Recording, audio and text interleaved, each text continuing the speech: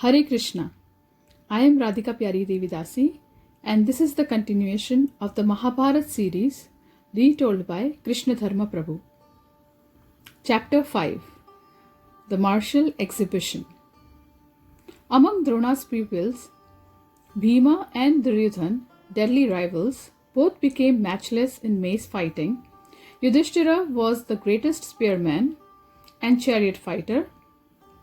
Nakula and Sahadev were the best swordsmen, and Ashwathama showed the greatest ability at mystical weapons. Arjuna, however, excelled everyone in all respects. He became an Atiratha, a warrior capable of fighting 60,000 other warriors simultaneously. This only increased the envy of Dhritarashtra's sons fell toward him, as well as toward his brother, the mighty Bhima. One day, Drona decided to test his students' abilities. He placed an artificial bird high in a tree. Calling together all the princes, he said to each of them, "Take your bows and aim for the bird's eye. One by one, I shall call you forward to shoot." The first to be called was Yudhishthira. When he had placed an arrow on his bow and aimed, Drona said, "O prince, tell me what you see." Yudhishthira replied that he saw his brothers, Drona, the tree and the bird. Drona asked him again and again what he saw, and each time received the same reply. Drona then reproached him and told him to stand down without firing his arrow. "You will not be able to hit the mark," he said with annoyance. Duryodhana was the next to be called. When he was ready to fire, Drona asked him the same question. The prince replied as Yudhishthira had replied, and again Drona told him to stand down. One by one, the princes were called, and each responded to Drona similarly and was not allowed to shoot at the bird. Finally, Arjuna was called. When he was prepared to shoot and was standing with his bow drawn in a semicircle, Drona said, "Tell me what you see." "Can you see myself, your brothers, and the tree?" Arjuna replied, "I see only the bird. I cannot see you or my brothers, nor the tree." Drona was pleased. He waited a moment and asked, "If you see the bird, then please describe it to me." Arjuna responded, "I see only the bird's head. I cannot see its body." Drona felt his hair stand on end with delight. He said, "Shoot." Arjuna released his arrow and it struck the wooden bird in the eye, sending it tumbling to the ground. With tears of joy, Drona embraced his disciple as Duryodhana and his brothers looked on in anger. Some time after that, Drona went with the princes to the Ganga to bathe. As he entered the water, he was seized by a fierce crocodile. Although capable of freeing himself, Drona cried out, "O princes, quickly kill this beast and rescue me." The princes were confounded with sorrow at seeing their teacher held by the crocodile. They froze in fear, all except Arjuna. He instantly fired 5 arrows which struck the reptile under the water and cut it to pieces. Its mouth fell open and released Drona's leg. Drona came to the river bank and took Arjuna's side. He said to him, "I wish to give you the greatest of weapons. Take from me the knowledge of Brahmastra, the irresistible missile endowed with Brahma's power. This weapon should only be used against supernatural foes, for if released against others, it may destroy the very world." Drona then told Arjuna that no one would ever become superior to him with a bow. He was now invincible. Seeing that the princes had become expert in arms and warfare, Drona went to Dhritarashtra and said, "O king, your sons have completed their education. With your permission, they may now display their proficiency. Let me therefore arrange an exhibition." Dhritarashtra thanked Drona for instructing the princes and said, "I envy those who will be able to witness the prowess of my sons. I shall attend the display with Vidura, who will be my eyes. With his assistance, please make the preparations, O best of Brahmins. Drona and Vidura then went outside of the city and selected a large, flat piece of land. After sanctifying the spot with prayers and offerings to the gods, Drona had skilled architects construct a great stadium.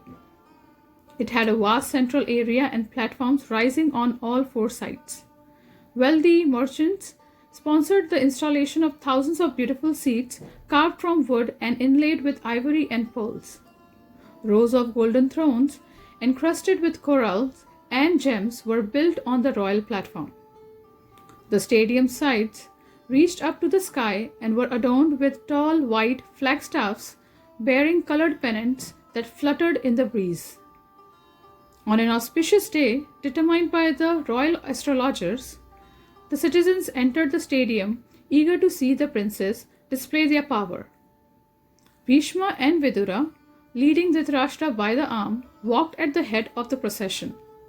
They were immediately followed by Drona and Kripa, along with other members of the royal party such as Bhalika, Somadatta, and other kings visiting from surrounding kingdoms.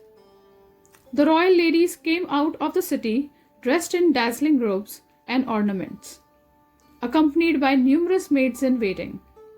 The ladies ascended the royal platforms like goddesses ascending the holy Mount Meru. Crowds of citizens of all four castes thronged into the stadium and marveled at its beauty. Large sections were built of pure gold and were studded with priceless Vaidurya gems. It was decorated with countless garlands of bright flowers and strings of pearls. The sound of people filling the stadium was like surging ocean. Trumpets were blown and drums beaten, mixing with the blast of thousands of conches and the excited talk of the people. When everyone was seated, Drona entered the arena with his son Ashwathama.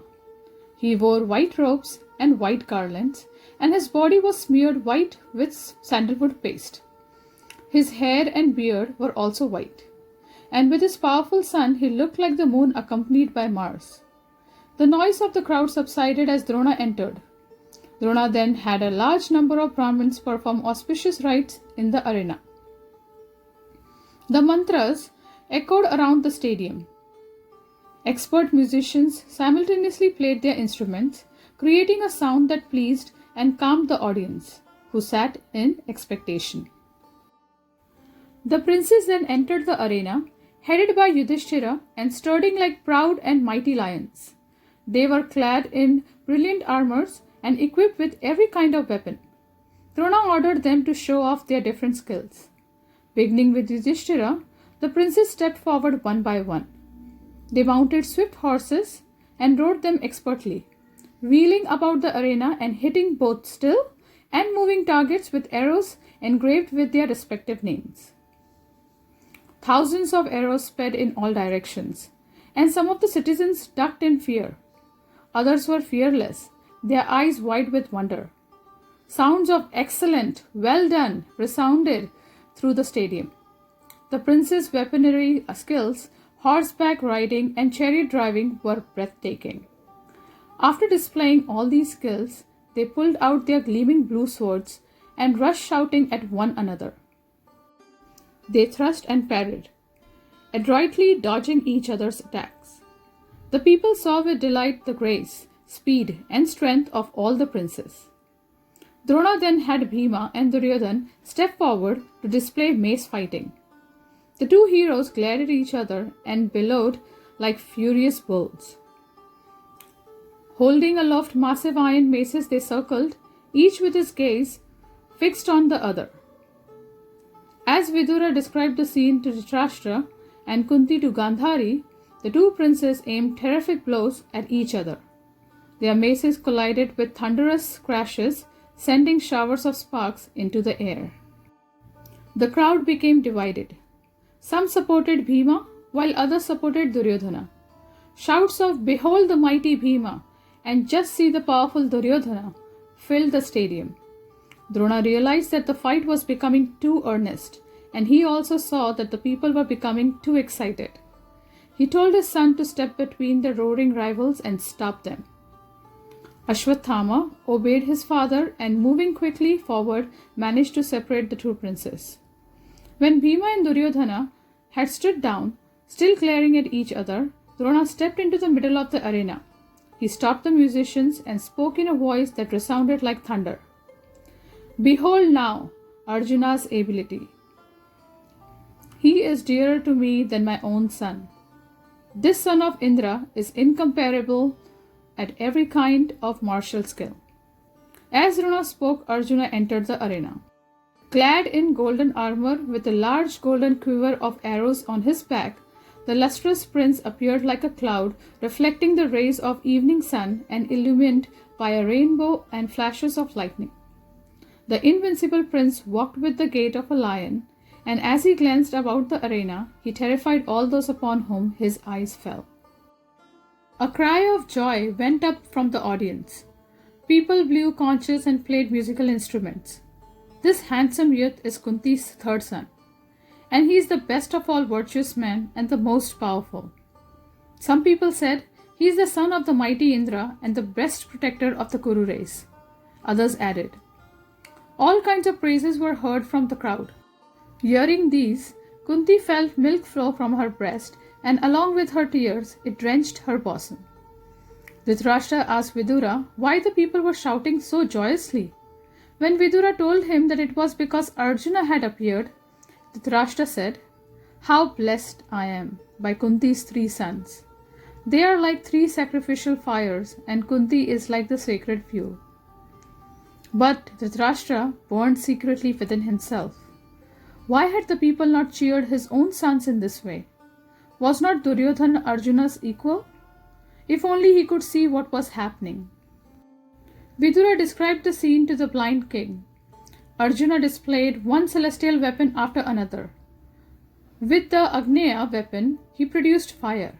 With the Varuna weapon, he produced volumes of water. With the Vayavya weapon, he caused a great wind to blow. And with the Parjanya weapon, he created a huge downpour of rain. Arjuna created land with the Bhauma weapon, and with the Parvatya weapon, he made a hill appear in the arena. Then by invoking Antardhana weapon, he made all those things disappear. As the citizens gasped, the prince displayed all kinds of mystical powers. One moment he appeared as tall as a massive palm tree, and in the next he became as small as a thumb. In an instant, he went from standing on his chariot to standing on the ground, a distance from his chariot. Drona had a mechanical iron boar run swiftly across the arena, and Arjuna shot 5 arrows into its mouth as if they were on one shaft. He shot 20 arrows into the hollow of a cow's horn swinging on a rope around a pole. After showing his skill with the bow, Arjuna took out his sword and mace, demonstrating many dexterous moves with them both. The exhibition was almost over. The music had stopped and the crowd's excitement had cooled. Suddenly they heard at the stadium gate the sound of someone slapping his arms with great force and roaring like an enraged elephant. Obviously, some hugely powerful man had arrived. The people looked around for the source of the sounds. Are the mountains cracking asunder? Is the earth itself splitting apart? Others thought that some jealous god had come there wishing to display his might. Drona jumped up and stood surrounded by the 5 Pandavas, resembling the moon surrounded by bright stars. Duryodhana stood with his 100 brothers like Indra with the celestials. Everyone looked towards the gate. Coming towards them was a warrior who looked like the blazing sun. He had a brilliant coat of mail, which was a natural part of his body, and was adorned with earrings that shone like fire. The earth resounded with his steps, and he seemed like a moving hill. The crowd was motionless. They stared at the new arrival. Who was this? The handsome youth strode straight up to Drona. He bowed somewhat indifferently at his feet, then offered his respects to Kripa. Turning again to Drona, he spoke in a voice that could be heard in every part of the stadium. I am Karna. With your permission, O Brahmin, I shall show skills equal to those of Arjuna. Indeed, I shall excel all the feats displayed by Kunti's son. Watch them and be amazed." The crowd stood up together as if lifted by some instrument. They roared and cheered. Arjuna felt abashed and angry. He clenched and unclenched his fist, which were covered with iguana skin finger protectors. His eyes seemed on fire as he glared at Karna. Drona nodded his assent, and Karna moved to the center of the arena. At once, he began to show his skills. He matched every feat Arjuna had displayed, and the crowd shouted their approval. When he had finished, Duryodhana went over and warmly embraced him. Here was someone who could stand against that haughty Arjuna. The Pandava prince had been the center of attention for too long. Here was his equal. Duryodhana laughingly said to Karna, "You are welcome, O mighty hero. By good fortune you have come here today. Tell me, what can I do for your pleasure? I and the Kuru kingdom are at your command." Duryodhana had seen Arjuna's anger. He smiled at the Pandava as Karna replied, "By your words, I already consider my desire fulfilled. I only wish for your undying friendship. But I have one request. Please allow me to engage in single combat with Arjuna." Arjuna stiffened and grasped his bow.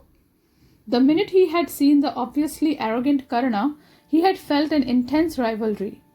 Maybe he would get the chance to end it immediately. Duryodhana laughed. "Enjoy with me the good things of life, O hero." He replied, "Together we shall reside in happiness." Arjuna had heard enough. He interrupted Duryodhana in a thunderous voice. "O Karna, the path belonging to the unwelcome intruder or the uninvited speaker shall now be yours." Karna smoldered like a glowing ember. "O Partha, this arena is not meant for you alone. It is open to all heroes, including those superior to you. Why do you argue with words alone? Those who are strong do not waste words. Speak with your arrows, and I shall sever your head before your Guru's eyes." Arjuna turned to Drona, who nodded slightly. Fixing his gaze on Karna, the Pandava advanced for combat. Duryodhana embraced Karna, who went before Arjuna, his weapons at the ready. Suddenly the sky was filled with heavy clouds and bright flashes of lightning. Indra's great rainbow appeared overhead. The clouds above Karna, however, dispersed, and the sun shone brightly, lighting up his form. Dhritarashtra's son stood behind Karna, while Drona, Kripa, and Bhishma stood behind Arjuna. In the terraces, the crowd became divided. The royal ladies also could not choose between the two heroes. As they faced each other, Kunti was filled with horror and fainted. Vidura was surprised to see this and raised her gently, sprinkling her face with cool water. He asked her what was wrong, but Kunti said nothing. She sat holding her head.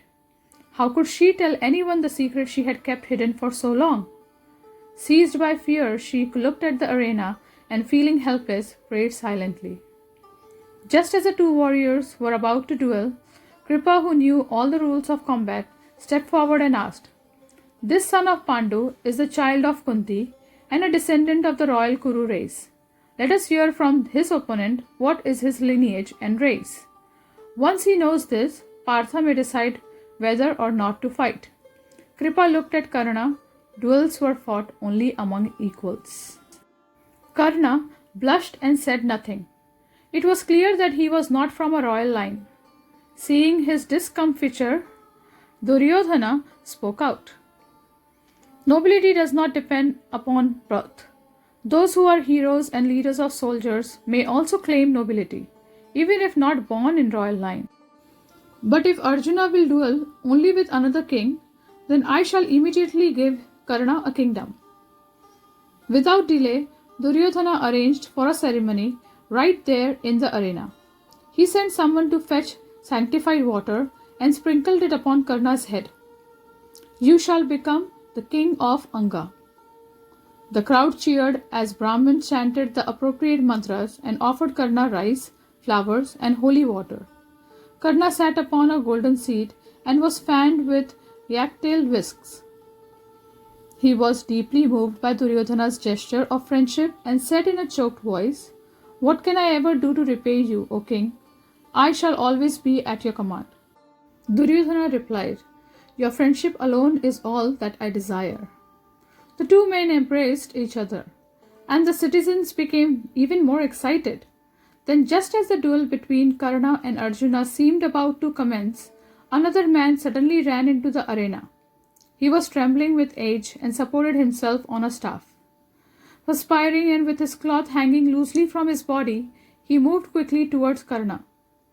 At once, Karna got down from his seat and placed his head, still wet from the coronation, at the man's feet. He stood up and said to the inquisitive Duryodhana, "This is my father, Adhiratha." Adhiratha had been present in the crowd and wanted to congratulate his son upon his coronation. He was a charioteer and was instantly recognized as such by both his dress and his name. He embraced his son tightly and shed tears of happiness. Seeing all this, Bhima jeered, "O son of a charioteer, you do not deserve death at Arjuna's hand. You had best take up the whip and guide a chariot. Indeed, you no more deserve the kingship of Anga than a dog deserves the sacrificial offerings of ghee meant for the gods." Karna looked down in embarrassment. Duryodhana rose up in anger from the midst of his brothers like an infuriated elephant rising out of a lake full of lotuses. "O Bhima, you should not speak such words. How can someone like this be of inferior birth? A hero's first quality is his strength and prowess. We have all seen Karna's power today."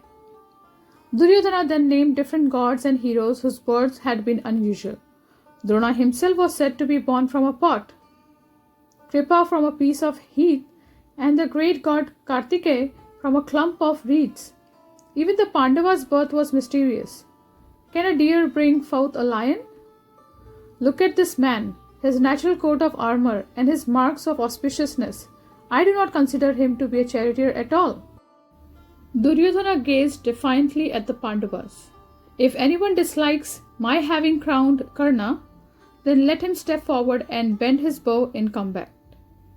The crowd was roused by Duryodhana's heroic speech. They cheered and sat expectantly. Now there would surely be a great duel between the two mighty heroes. But during Duryodhana's speech, the sun had set. The dispute would have to be settled another day. Duryodhana took Karna by the hand and led him out of the arena, which was now lit by countless lamps. The Pandavas also left, along with Drona, Kripa and Bhishma. Then the citizens returned to their homes. Some of them named Arjuna and some Karna, while others pointed to Duryodhana as the victor of the day. Kunti thanked the Lord within herself. As she watched Karna leave the arena, her mind went back to the day of his birth. She had only wanted to test Durvasa's boon. She had no idea the mantra would prove so powerful. Kunti remembered how she had been lying on her couch watching the brilliant sun rise over the Ganga. What if she could call the sun god to her? The mantra had come to mind, and almost at once the blazing Surya was standing before her. Kunti had been amazed, then horrified when he told her that he could not leave without giving her a child. "I am yet a maiden," she protested. "What will everyone say?" Surya smiled. By his power she would conceive a son and still remain a maiden. And so it happened. The god left, and in due course the boy was born.